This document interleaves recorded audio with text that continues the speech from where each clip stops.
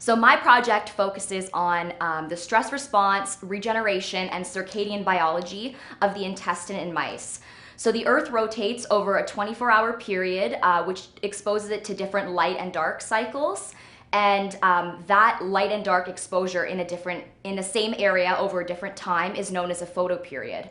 So animals regulate their physiology based on this photoperiod to conserve energy and regulate other aspects of their physiology. And this is known as a circadian rhythm. So a circadian rhythm is regulated by a circadian clock, which is a combination of different genes and transcription factors working together to regulate these processes and the rhythms of a circadian cycle. So 40% of the genome is regulated by this circadian rhythm.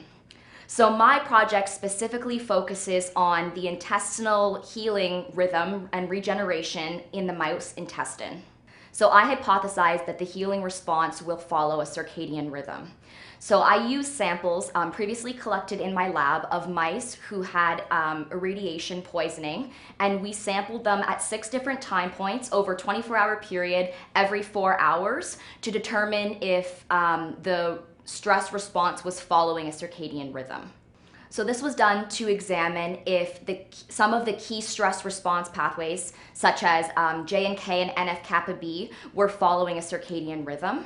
So mice were used that had BMAL wild type.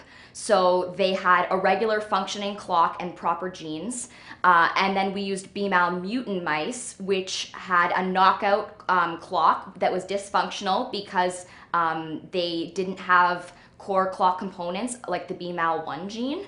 And this was used to determine if the stress response was regulated by a circadian rhythm. So the activity of these pathways was used using antibody staining of different transcription factors, c-Jun and p65, to see if they were signaled when they translocated into the nucleus of a cell, and that would tell us if the response was present.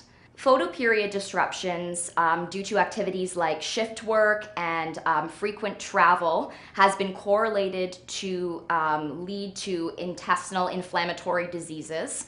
So this research is very important because if we can understand how the stress response and the circadian rhythm affects photoperiod disruption, it can help us to mitigate and treat diseases like Crohn's, colitis, other inflammatory bowel diseases, and colorectal cancers.